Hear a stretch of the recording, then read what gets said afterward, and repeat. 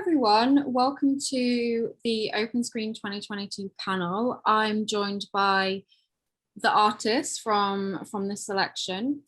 Just to kind of introduce Arbeit, if you don't know who we are, we're a digital new media gallery based in Canning Town, but we also have an online art program called Arbeit on Screen. And Open Screen is part of AOS. So it's Arbeit's yearly program for artists working online who self-identify as disabled. Last year it was developed in partnership with Shape Arts. And the Open Call really welcomes artists who use digital tools to their advantage, to overcome barriers, to criticize matters of inclusivity within technology specifically, but also everything in between.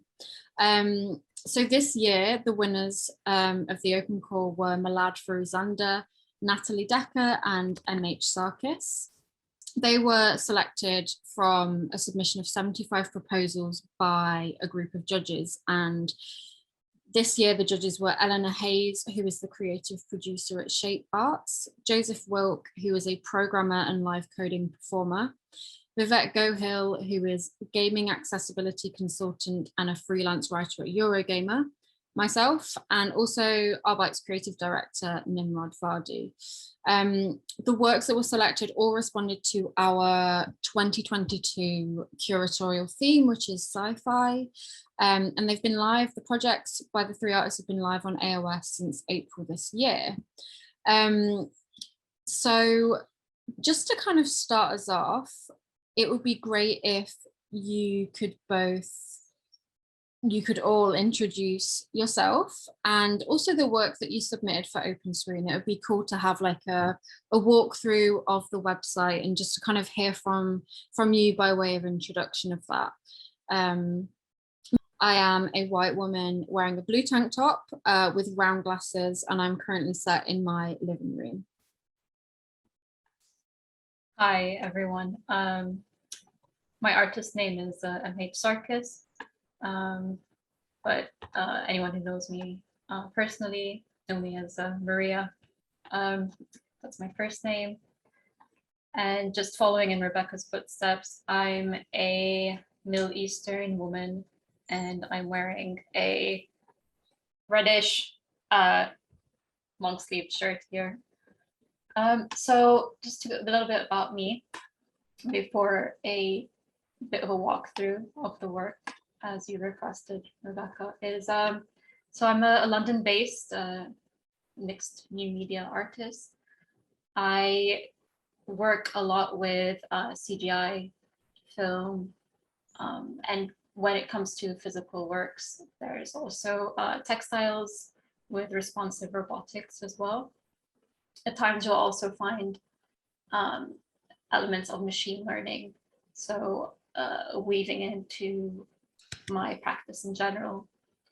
Overall, my practice explores female experience and the relational dynamics that can come with that, as well as tangential topics like applications of soft power. And all of these things sort of make their way through frameworks of potential post-humanisms and techno-protopia. So I like to see that as, speculative fictional scenarios where technology has neither caused a utopia or a dystopia, but things are marginally, or things have changed somewhat, but whether it's positive or negative is still undetermined at this stage. So one of my latest projects is Panacea. It was a highlight of my Goldsmiths 2021 MFA degree show. It highlights a lot of these topics that I've mentioned, but also the importance of interactivity. It presents a sort of dystopic cityscape, and it makes use of eye tracking so that based on audience responses, a follow-up scene is presented in the film. So there's a question of control. How much control does the viewer actually have is still up for question. However, some subconscious decisions are being made by the viewer, and no matter what you choose, you're still being taken along a certain trajectory within the film. So there are these, sort of underlying questions or experiences that a person may have. Part of that is also collecting data. So one of the outcomes of Panacea is GDPR abiding, because they're anonymized sort of bits of data registering your eyes fixation points on the screen that I am then able to look over later on and inform any of my future works that come out of this. So are you happy, Rebecca, if I just share briefly now? Yeah, of course. Okay, I'll screen share. It looks like on the Arbeit screen page. I'm quite a big fan of it because it sits in a position of one of the billboards in the cityscape, although I don't know if it shows on my end. So you'd want to click proceed, and there's a little bit of a wait time. So the part of this interactive film involves you needing to turn on your webcam. And because I'm currently using my webcam, I'm actually not sure if I can get to that stage right now. Let me see if I switch off my webcam here, whether that does anything. So the tiny little dot that's shaking is where my pupil is sitting. I'm looking at each of these larger dots. And Maria, is this something that you coded yourself, or is this an existing bit of software that allows you to track pupils?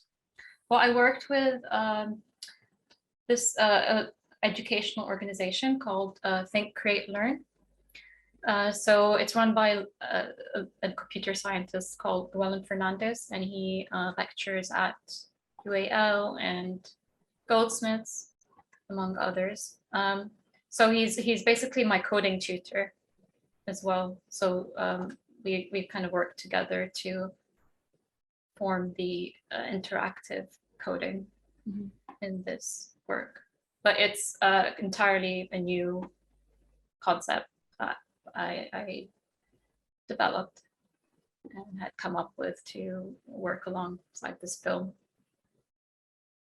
And as I understand it, this sort of eye tracking tactic, especially when it comes to anything related to video, hasn't been done in the creative sphere or artistic sphere, but mainly reserved for advertising purposes online. Mm-hmm. So things sort of pick up, the pace picks up once you get into the film, but it is quite of a slow start, just so that you can take in the environment.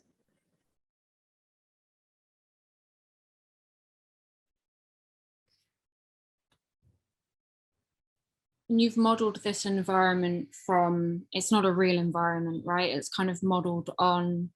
Yeah, it's like a fictionalized version of Beirut in Lebanon. So one of these buildings, especially that you can see towards the end of the film, is a building that still exists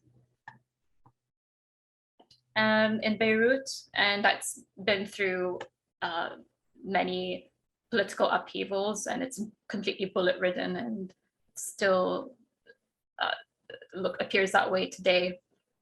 That would be the Holiday Inn. And I just thought that was just very interesting, that it was, it's almost like a war memorial. Because notoriously, Lebanon is devoid of memorials for anything that's been catastrophic to the population. Just at risk of rambling on a bit, did you want me to show you a bit of behind the scenes? Because you're mentioning whether this was modeled from. Yeah, that would be good. Right. Yeah. Okay. This is the part where you end up, based on where you're looking,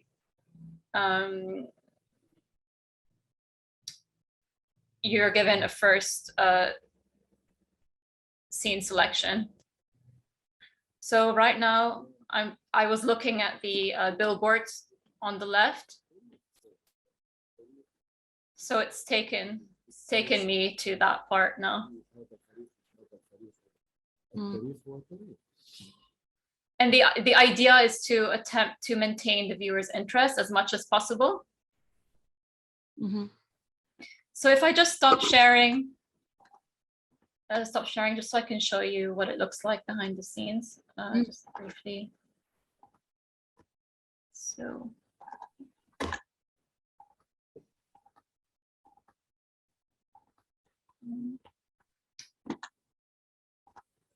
New share.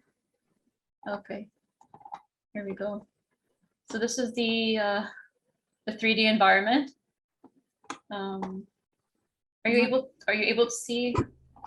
Yeah. My Blender. Okay. So it's all been modeled on Blender, and most of it was done from scratch. So I had built up all these buildings, applied textures, and these sorts of messy wireframes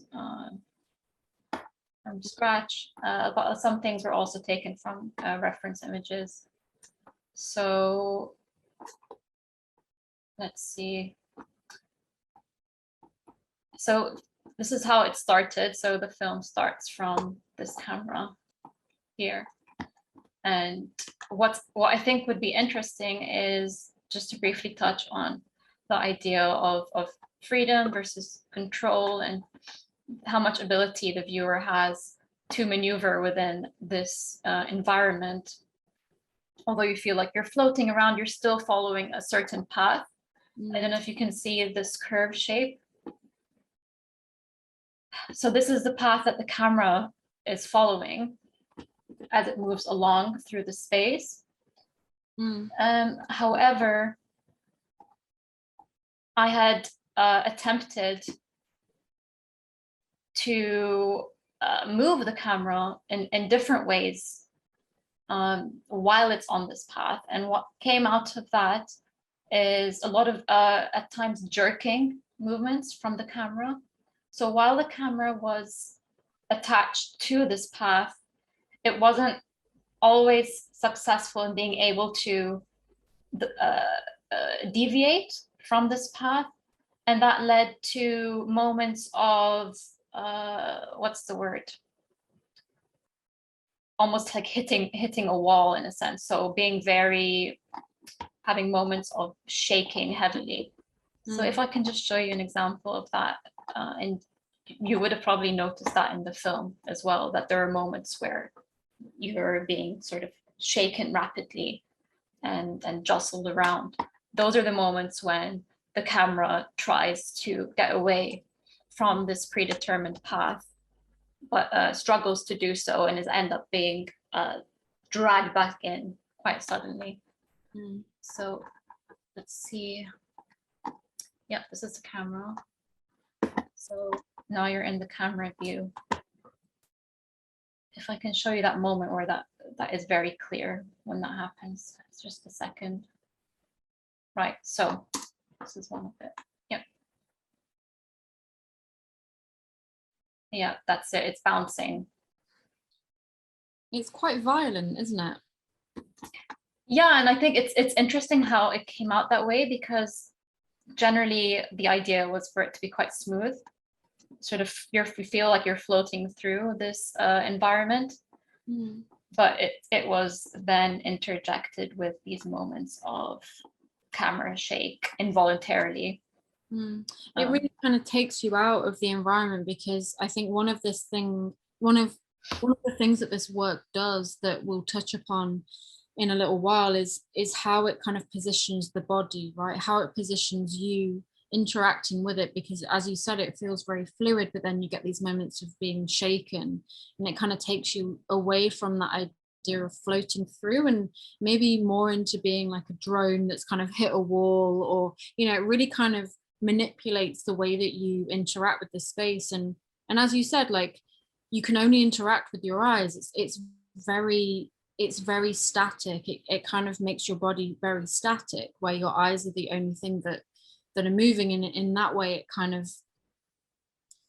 it has this very strange, like, imprisonment type of feel.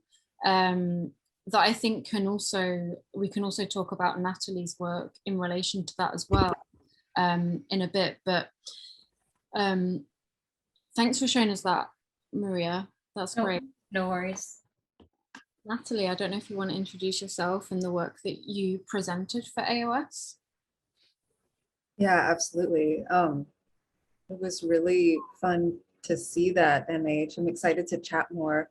And I love that you're a Blender user. I also use Blender, so it's exciting. So I'm Natalee. I use they, them pronouns. I'm a white person with a gray hat on, dark brown hair, kind of have step bangs. I have an orange necklace, a gray shirt. I'm joined right now by Red Cat on my lap, my little like brown, reddish tabby cat. She's hanging out. And I'm an American artist. I currently live in Los Angeles and I'm from Chicago originally. I just last Saturday, I'm very excited, graduated with my undergraduate degree from UCLA in design media arts and a minor in disability studies. So I just wrapped up that big project, which is really exciting. I want to talk to you, MH, about goldsmiths because I'm thinking about grad schools. But I work a lot with digital media, also sculpture, and have dabbled in many mediums, worked with textiles as well, photography, painting. And my work is primarily concerned with disabled experience. I have been kind of using this umbrella phrase of crypt fantasy to describe a lot of my work, in which I am exploring kind of fantastical futurity and aesthetics, and how I am like applying those stylings to the traditional aesthetics and imagery that we associate with disability that is so hyper-medicalized and sterile. And I can share my screen to look at my open screen, which again is titled Script Fantasy. And a lot of that work has been about reimagining and redesigning and in response to the real world devices I use each day as a mobility device user. So for my piece in this, it's not scrolling for some reason. Oh, there we go. I have these 3 CG models of a wheelchair, which, just to describe, there's 3 white windows that have rotating CG models that you can interact with and kind of move them around, look at different angles, but they're all kind of like this bright purple and neon green, black and white, and there's a lot of very fluid, squiggly shapes and repeated patterns. They're just kind of these really abstract models that I was interested in kind of like thinking about these objects as extensions of my body and trying to bring in some organic fluid form that we associate more with the body, and just trying to address like the rigidity and sharp edges of not only like the devices themselves, but also it's a lot about investigating and exploring my experience with infrastructural ableism, with inaccessibility in the built environment, as well as the rigid attitudes around conventional concepts of disability. And so, yeah, I just wanted to make these sort of fun, fantastical objects to really, kind of antagonize those conventional notions of disability.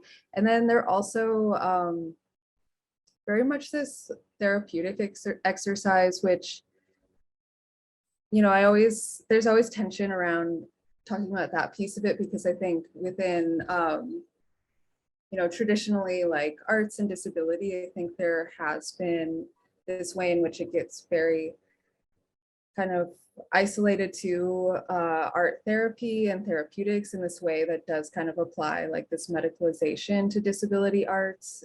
But it is, you know, I do think that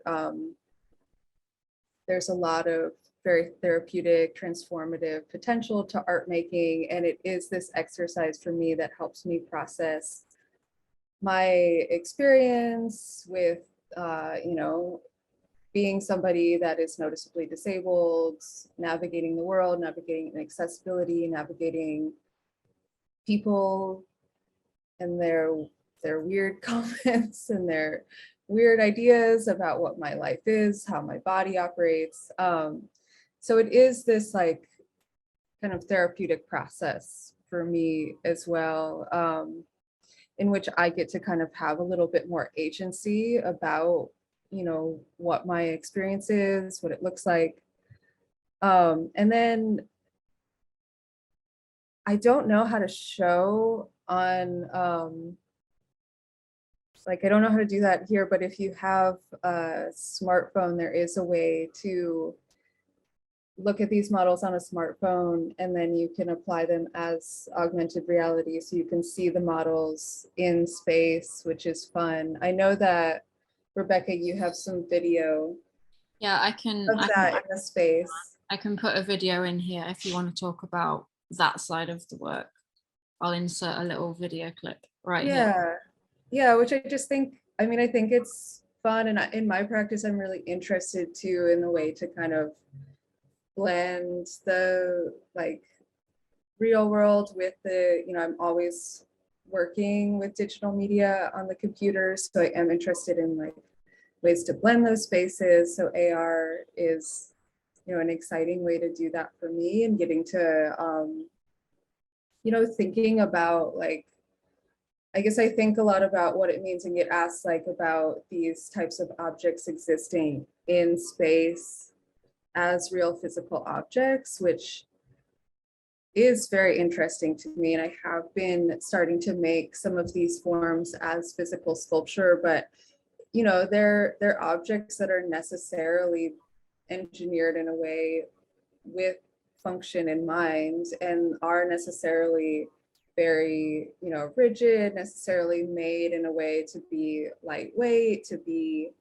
able to fit in small spaces. So it's, you know, there is a tension to me about what it means to be making these like more aestheticized, like strange designs of these objects. And I think for me, it's also like, I try to keep it grounded in wanting to generate conversation around, you know, accessibility to these devices in general, that they are objects which can be incredibly financially inaccessible to the people that need them, can be very difficult to access. There can be very limited options available.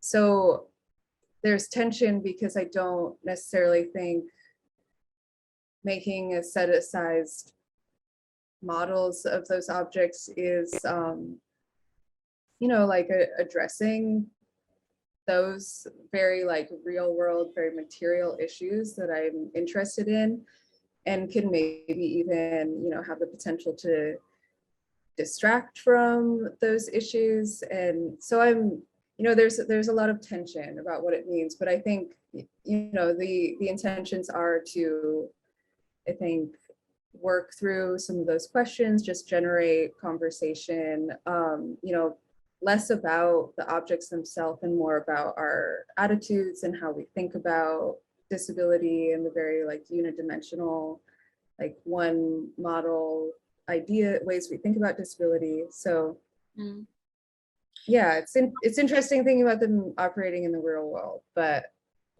also very excited about the potential of just crip world building in digital space, and what that could mean and how it can affect the conversations we have about disability as it operates in the real world. I'll stop sharing now. Thank you.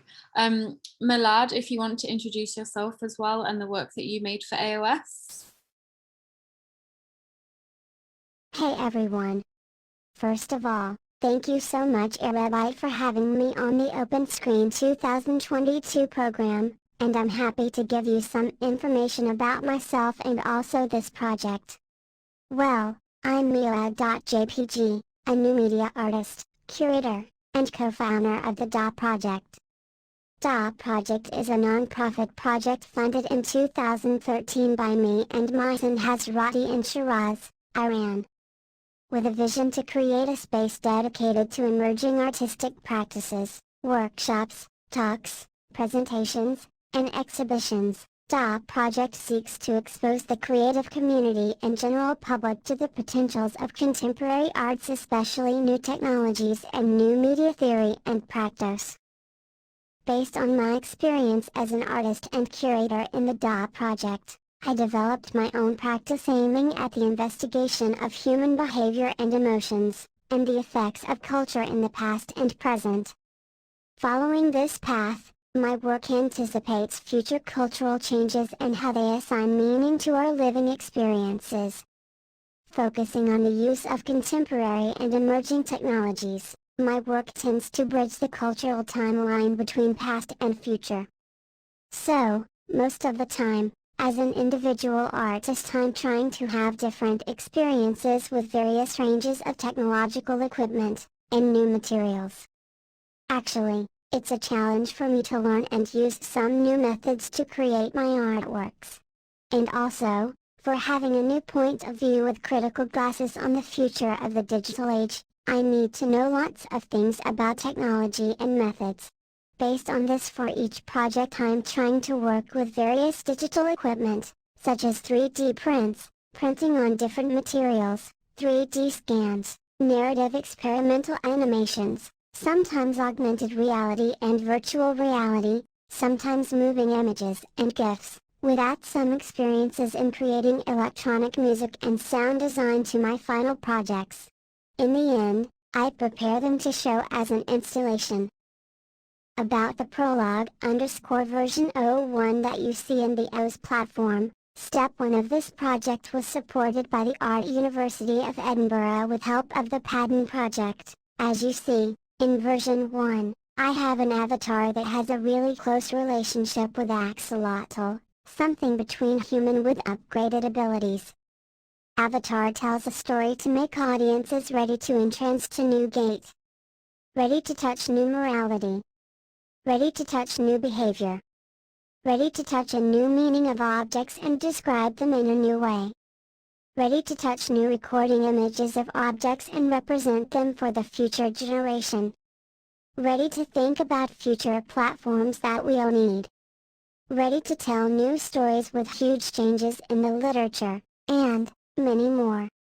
This avatar was created to tell different old stories from various cultures, next to present stories. To create a new imagination for audiences, to think about the meaning of objects in the past and change in the present, and guess about meanings in the future. Okay, so to get back to the kind of discussion that I kind of wanted to have about the work, is really focusing on a few sort of similarities between each of the works that you put forward for Open Screen.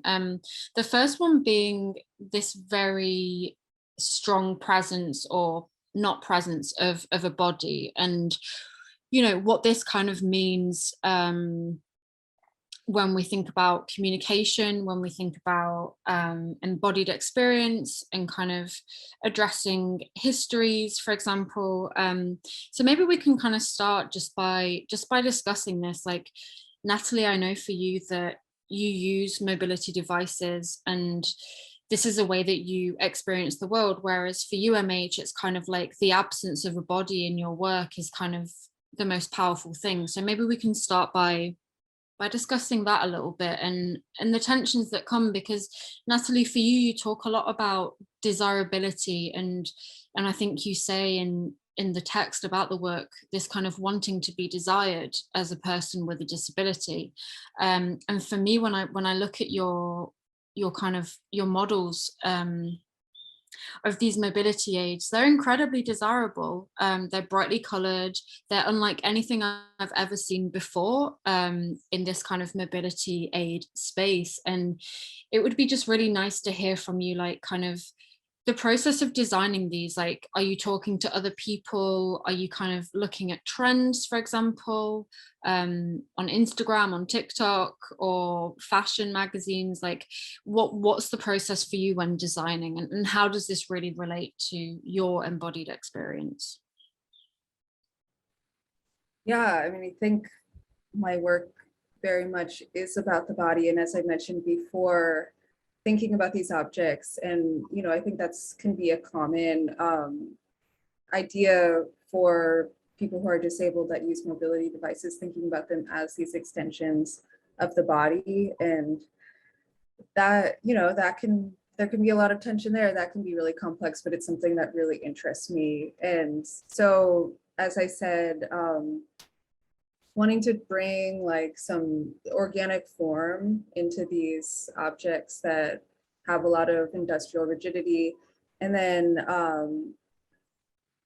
I think it's like the creation is really largely informed by the tools partially, and just, as a result of experimentation with software like Blender, with other sculpting software on the computer, and just what sort of intuitively took shape. I don't think it's as informed by any specific like media consumption or research, but it's just sort of a style that emerged while I was experiencing with creative software tools.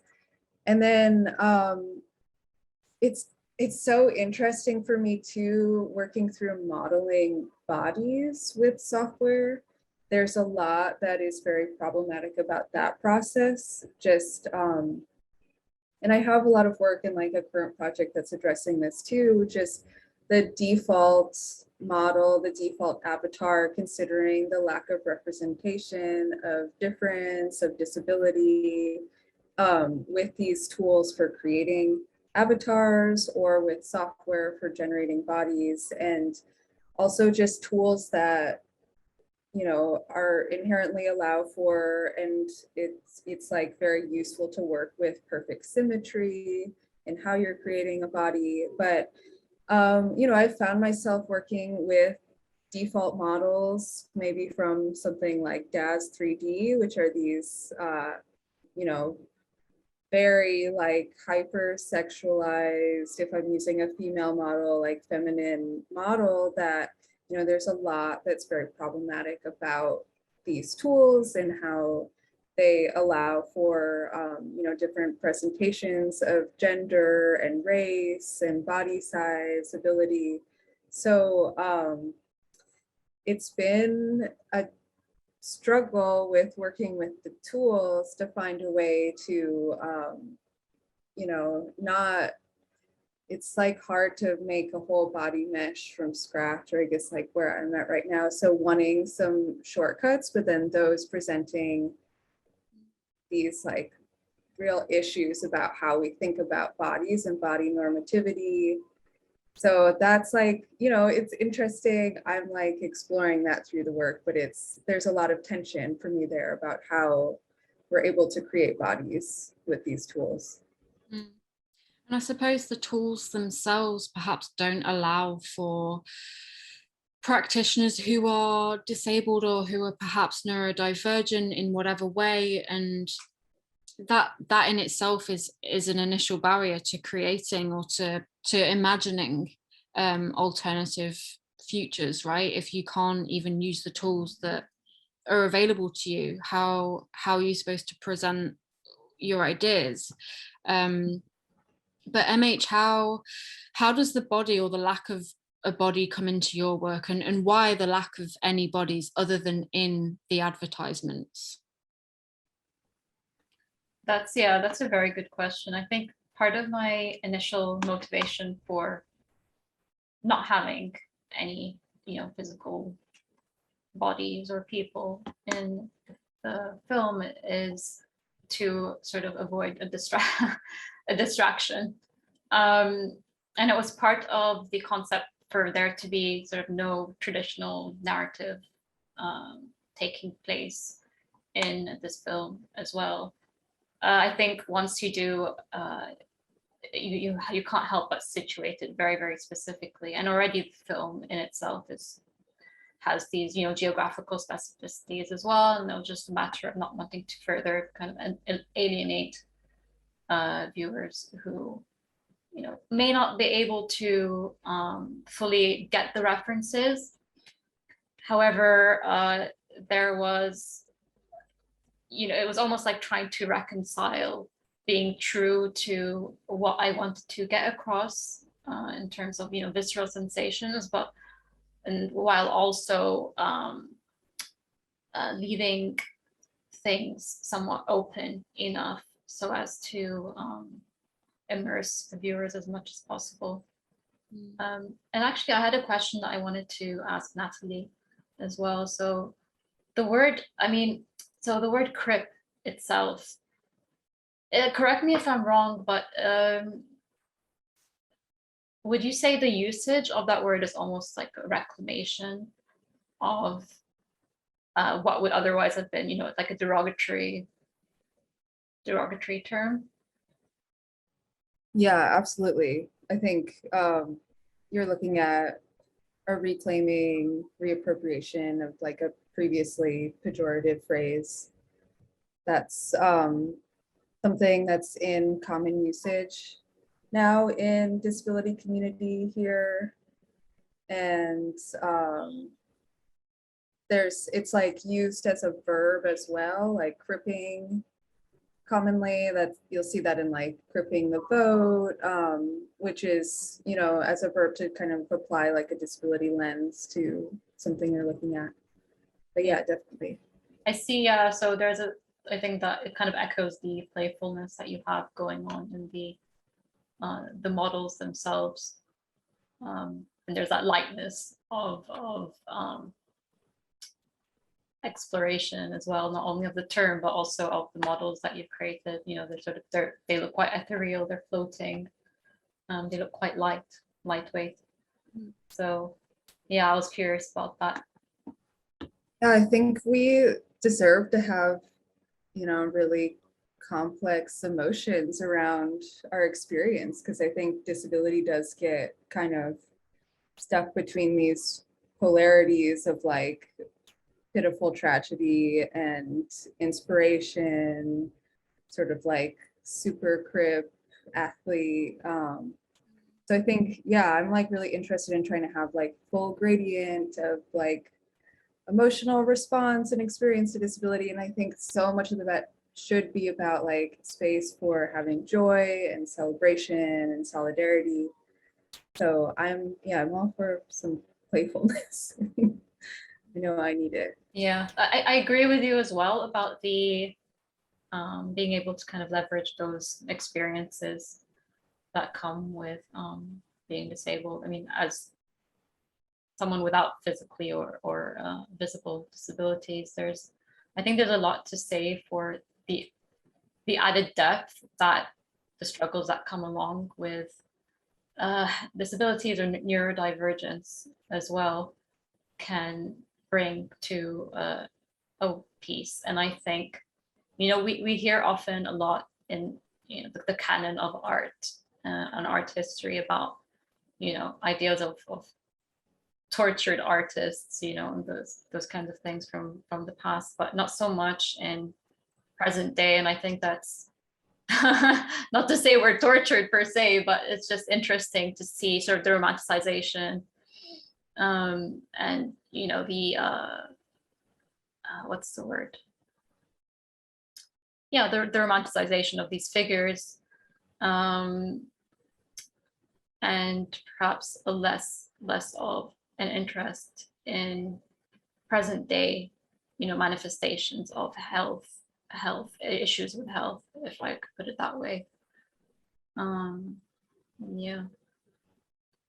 Yeah, there is kind of some kind of romanticization of disability in the traditional canon of art too, that I think is really close to that, like tortured artist trope that's kind of this like tragic overcoming of an experience, like made work in spite of, like that seems like themes that do pop up when looking at traditional canon. That is kind of, That's know, it. You said a little weird. yeah.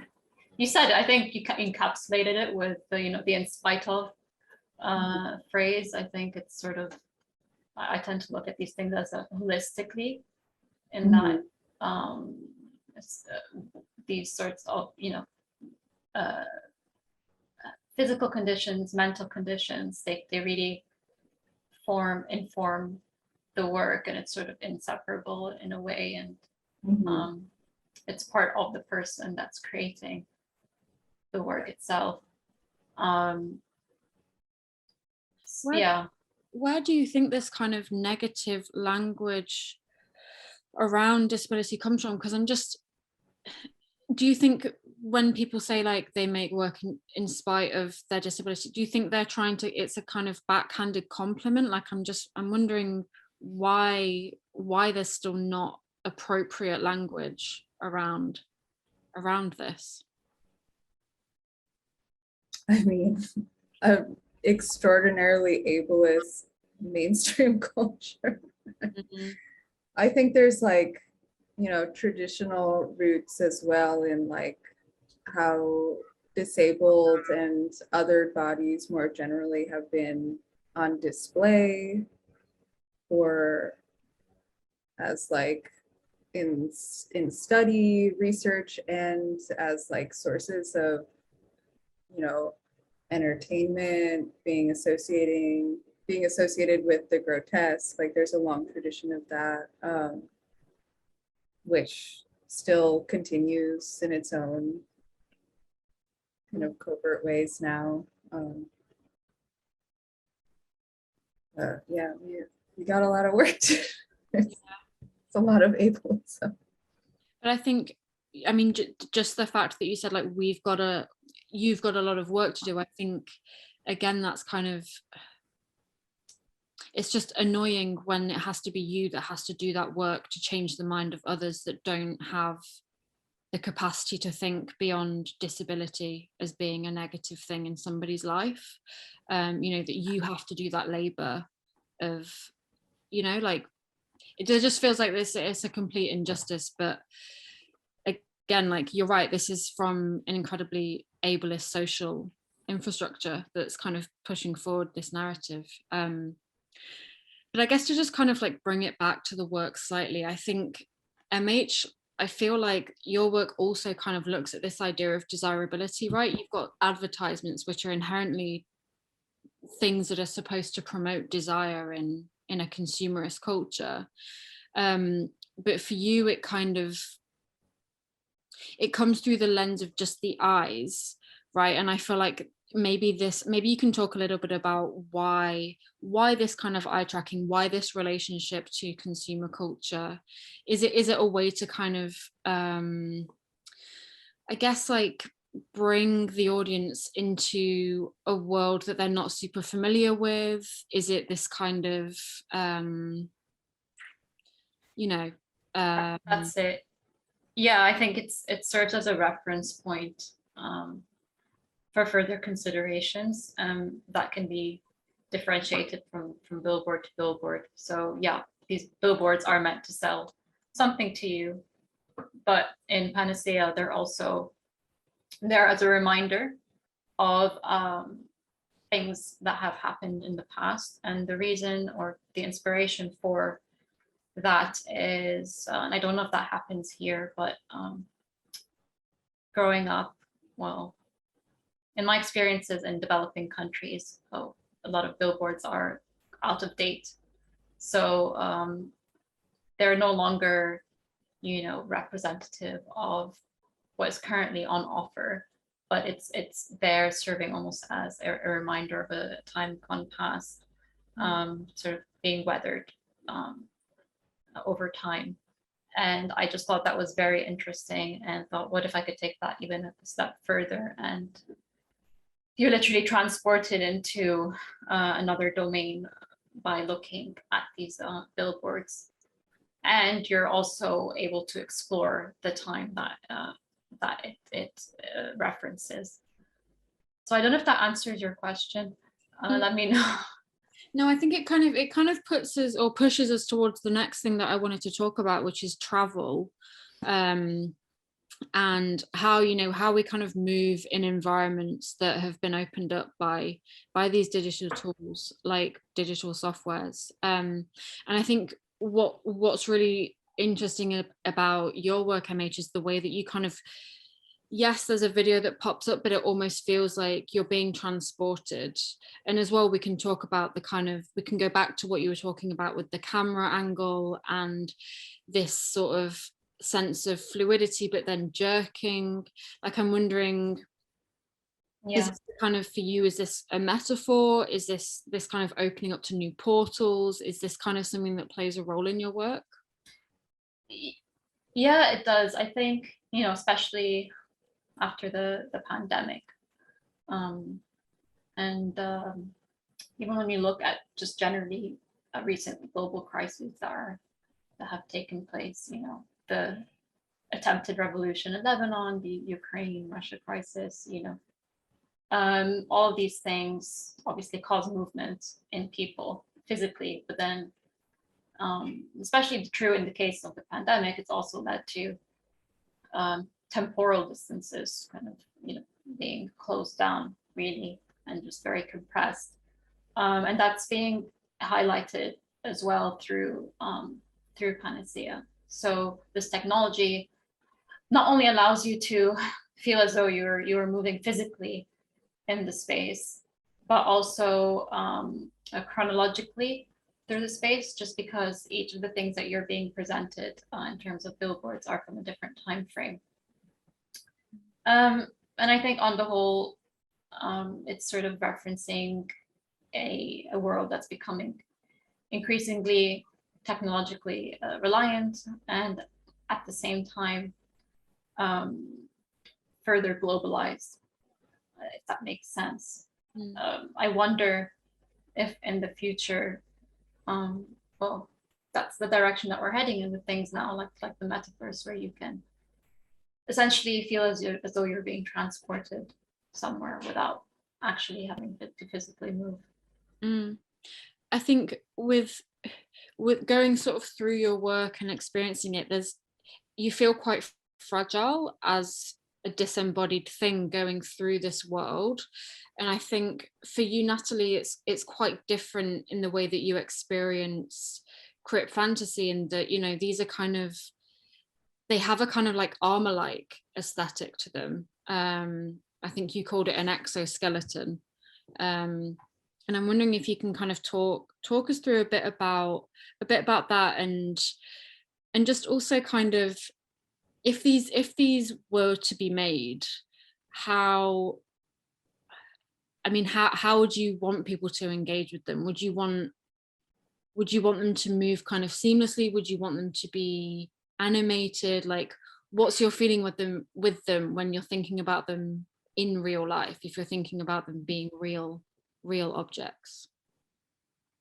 Yeah, I know, I like thinking about this work as armor. I feel like my art practice is operating in that way somehow, just that in that it's allowing me the agency to apply the meaning I want to my experience and how my body is being perceived, and that feels like it is shielding me somehow from a lot of those projected meanings. I think that, you know, where I'm at right now, as I mentioned, is in this place of tension and creating these objects as sculpture in non-functional ways, but to design them, produce them as something functional.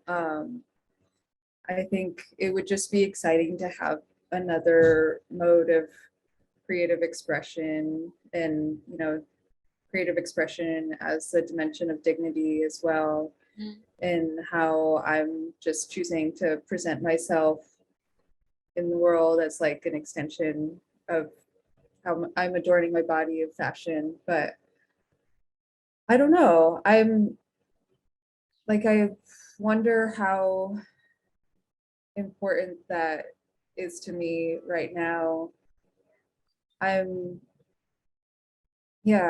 have a lot of opportunities to kind of decorate the objects I have now, and I have less so done. I haven't really done. It's like, oh, I could paint my scooter or something. Um, yeah, I'm interested in it, but I think it's more creating this body of work that is, I think, antagonizing more of attitudes and thoughts around disability than being like, you know, existing as these sort of like real world aesthetic products. But I'm interested in it.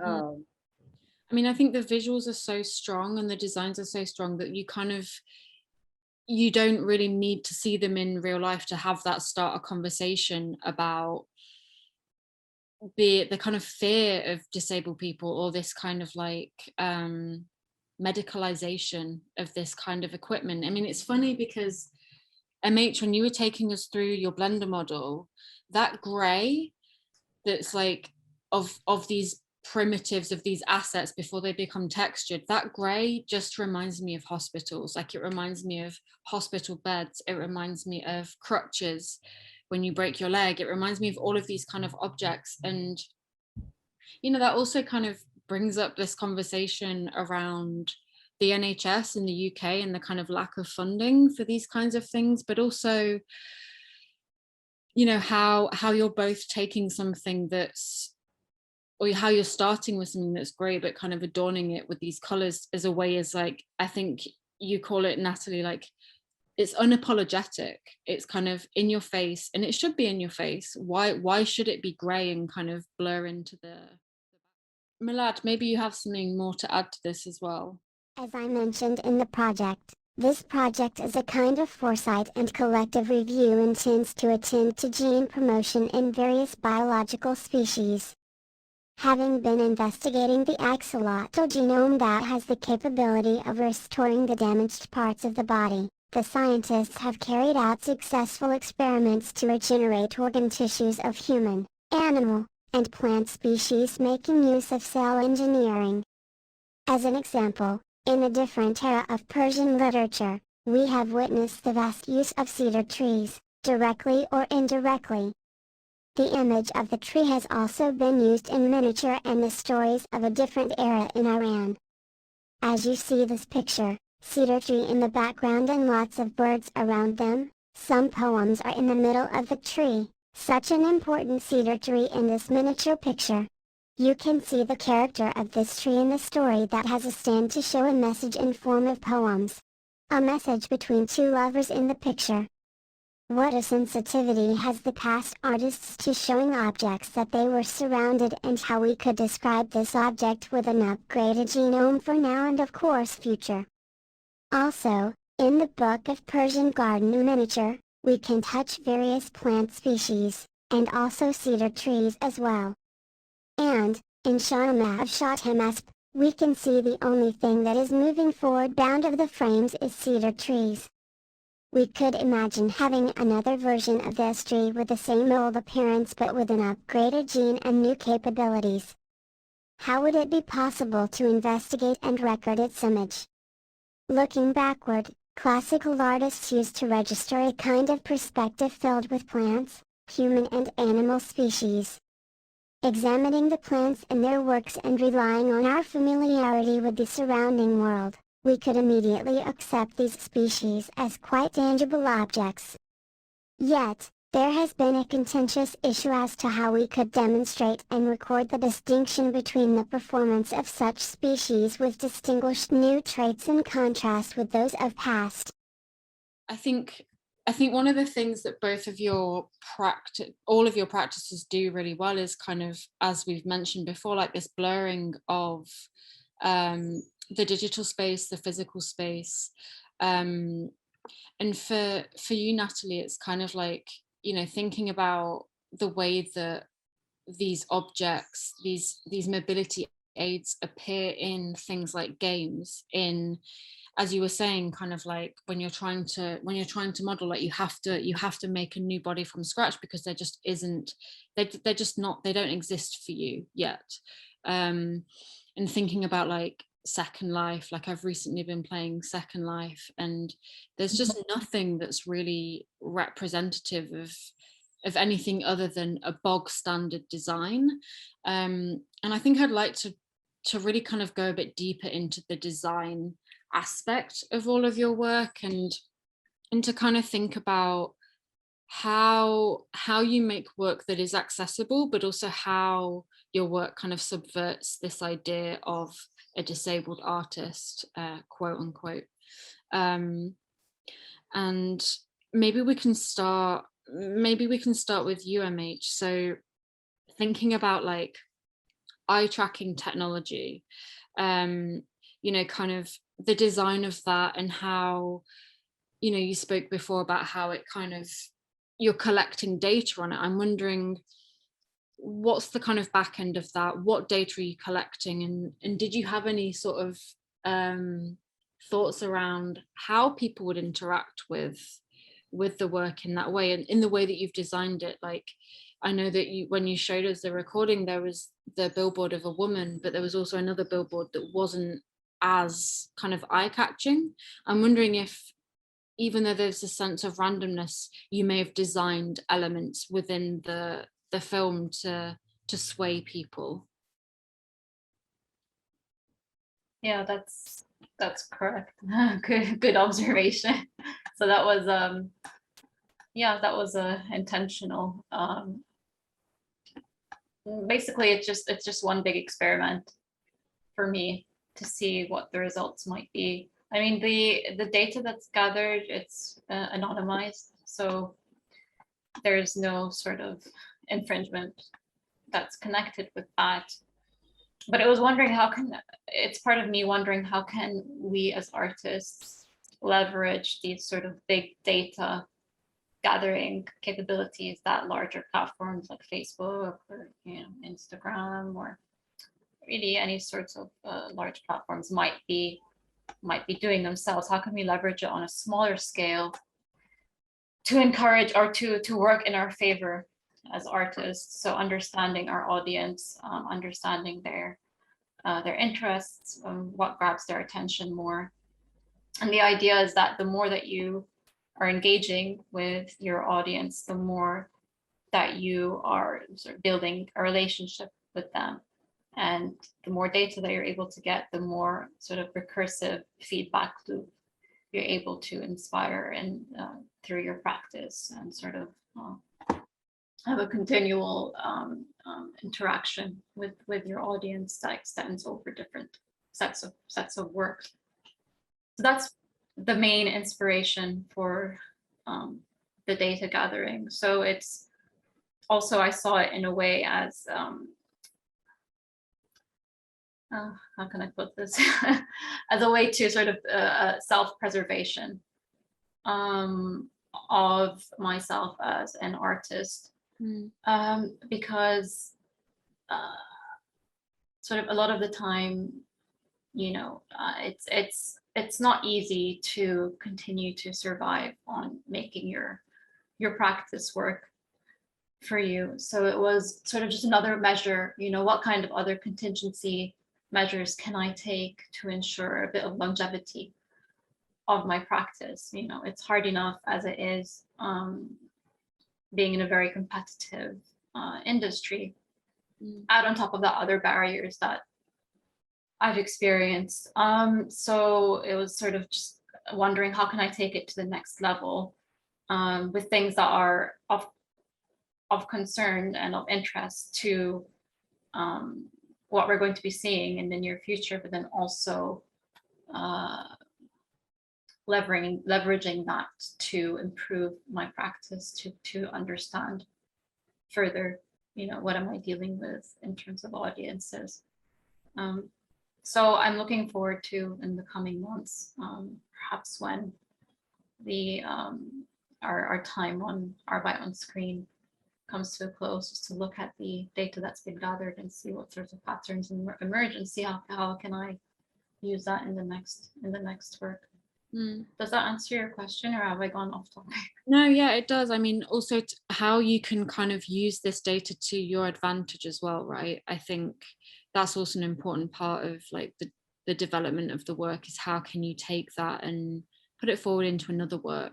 And Natalee, I'm wondering if you kind of, not in the same way collect data, but maybe look at, because I know that you put a lot of these out on your social media and look at who's kind of been using the augmented reality versions of them. I'm wondering if you look at that and to influence the next designs, or as I said at the beginning, are you looking at kind of, because to me they look like something I would see as a face filter on TikTok. They look like the curves look like these kind of like makeup techniques that are kind of all over social platforms as well. So are you kind of looking at, or kind of really kind of considering what people are viewing and then taking that information forward for your next, or is it really for you it's about this creative process of your reimagining rather than everybody's collective reimagining? I'm definitely absorbing the trends subconsciously. I'm absorbing a lot of social media every day. And so that's definitely subconsciously influencing, I'm sure, I'm certain, but not in a particularly intentional way. But I am, really interested in doing research, specifically too around data sets and disability and machine learning. I was just doing some experiments, this is something that's like viral on social media right now, but the DALL-E, is that how it's pronounced? DALL-E, the like, where you can give a text prompt. And so I've been really interested in tools like that and prompting disability and seeing what the models produce and just uncovering bias there. And I think that's like, those weird forms are like integrated into just some of the aesthetic language with what I'm working on too. But there's like all these really interesting like topics of surveillance that I feel like MH, you're really getting into in such interesting ways with your piece. And then I guess I'm also doing a lot of research on like what CG libraries have available for, there's like, I've addressed the absence of like, it's not easy or possible to make like a apparently disabled avatar and with a lot of software and tools, but there are, there are instances where there are models in CG libraries that represent disability, but in sometimes very exploitative, problematic ways. A lot of times, mobility devices will be like sort of like an old hospital chair and like haunted asylum game pack. It's like a lot of this like very problematic like asylum trope, very medicalized, very like close to like styling of horror games. So that's something I'm doing research on. That's just like a part of the concepts, and it's part of this like project I'm working on with artist Cielo Sacido, who's also a disabled artist, and we're working on this like an online archive library called Cripping CG, in which we're generating our own models associated with disability, our own avatars, inviting people to contribute avatars, work with the models. So that's like a bigger project. And I think, all like art making is so interdependent. We're all like, there's a big exchange and web of ideas and visual language being exchanged constantly. So I think that's all stuff that is informing the forms I'm creating.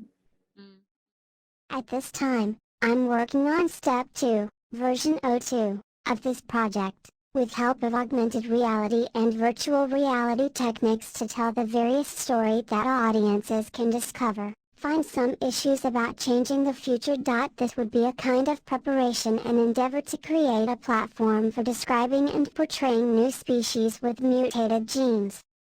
In this project, I try to create an ecosystem in a virtual world as well as a real world, including transhumans, plants, and animals with upgraded genome and new abilities, which is a platform to review and research on these imaginary creatures with a genetic mutation. This project intends to answer whether they could affect the meaning of our literature, poetry, and stories. I guess like just obviously we're continuing to learn how to make everything that we do more accessible. And I know Natalee, for you, having kind of like alternate text in your Instagram posts and these kinds of things, you do that a lot. That's part of your practice, I feel like. But I'm wondering kind of what other kind of more imaginative ways could there be to make a work more accessible? Maybe this is a bit of a glib question, but because I'm just thinking about all the times that like people that I know that perhaps have a neurodivergence can't access something because for them it's too much stimulation, or they can't read it properly, they can't hear it properly. So I guess my question is like, what would a more accessible artwork presented online look like? How can galleries like Arbeit do better in that space? If you have an answer to that. We didn't talk about this previously, but if anything comes to mind. I have lots of thoughts, and something that's so interesting to me about your piece, MH2, is that you are employing and creating more research with the eye tracking, which is like has intersections with like assistive technology.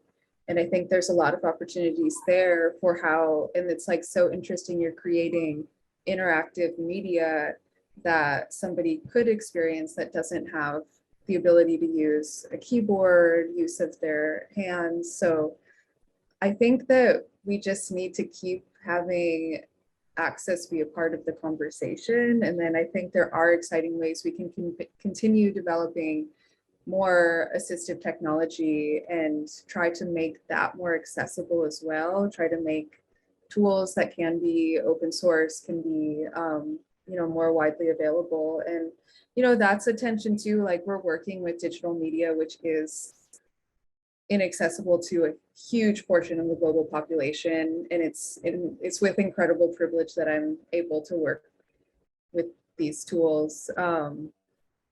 It feels really important to like stay grounded in acknowledging that, but I think there's no perfect access. I think we just need to be in conversation, adapting, be flexible, be trying to have conversations with those affected, those who have access needs, and employ those people to create access. I think that Eli from Shape Arts, that's when I first had the like recording of the image description on a website for the Shape Open group exhibition. And then I know that you're working with Eli too, and that happened for this show too. I think that's really fantastic. And I think the more we can have like in process and not as like a Band-Aid fix later integration of access that can be surfaced and can be just like fluidly and well integrated, it'll make more people aware of access needs and encourage more people to be in conversation with that work. Mm-hmm. If I could add something. So I really feel like so I completely understand, Natalee, where you what you were saying about us having the privilege to access these digital ways of working, and that not necessarily being accessible to everyone everywhere. But then, on the other side of the coin, there's the increasing accessibility that is afforded by the internet. where obviously digital works do very, very well in translating, I think, over to international audiences who may not be able to see something in person. So that's one. And then it makes me think, well, how can, well, in regards to how can galleries like Arbeit do better, it would be to continue encouraging, diversification of media that can be experienced in different ways. So even, within a single exhibition, ensuring that maybe there's an online digital version of a physical installation. I think that it could be very interesting, and also open up new ways of perceiving the work. Unfortunately, also means that you're not going to get a homogenized experience of said exhibition, and everyone is going to come away with a different takeaway. But I think that adds to the richness of whatever is on show, really. It's interesting you say that, because our next physical show at the gallery, which is going to open in November, is exactly that. It's a dual exhibition. It's the first time we've done it, where we've used the gallery and the online space together. Still working on it right now, so I can't really share with you much, but this will be a way for us to experiment with really this hybrid experience that I think a lot of online sort of presentations kind of try to do. But I think, we really want to bridge these two and have them be sort of directly interlinked and seamlessly interlinked as well. So keep your eyes out for that one. But yeah, but I'm conscious of the time, so before we go, it would be good just to hear what you're working on now, if you're working on anything at the moment, or maybe where we can find you on socials or your website as well. Do you want me to go first? Sure. So I'm still working on making new things. I'm looking to experiment more with textiles as well, interactive textiles. And I've most recently also been experimenting with 3D printing ceramics. So that's been really fun. And I have another film as well in the works. Something that's up right now that anyone who's interested can see is my short interactive film called Vegas, and that's on the Shape Arts website. They have an exhibition up called Empty When Full. So that's up on there. It makes use of your microphone and speech recognition. So a bit of AI in there as well. My Instagram handle, if anyone wanted to kind of look at, a living document of some of the stuff I'm dealing with, that's at Sarkis Artists. Thank you. MH, I'm so excited to get to chat with you today and get to learn about your work. And I really want to check out that piece on Shape Arts, and I'll make sure to follow. But thanks, Natalee. Yeah, so looking forward. Thrilled by your work. And for me, I'm very excited. I just finished school. I mentioned a project. Thank you. I mentioned a project I'm working on with Cielo Sacido and other collaborators, Cripping CG, making an archive of digital disabled embodiment. So that is going to be a project I'll be working on a lot more, and just keep making and thinking and reading and talking. I don't know, just rest a little bit too. I'm excited to rest. I have an Instagram that is crip_fantasy, same title. Yeah, I'm really grateful to get to be a part of this show. Well, I want to say thank you so much, Rebecca Edwards and Nimrod Vardy. for having me in the Arabyte Open Screen 2022, and for your help and advice during the show and after that during the interview. Many thanks to the Arabyte team. And hope to work again with you soon. Bye everyone.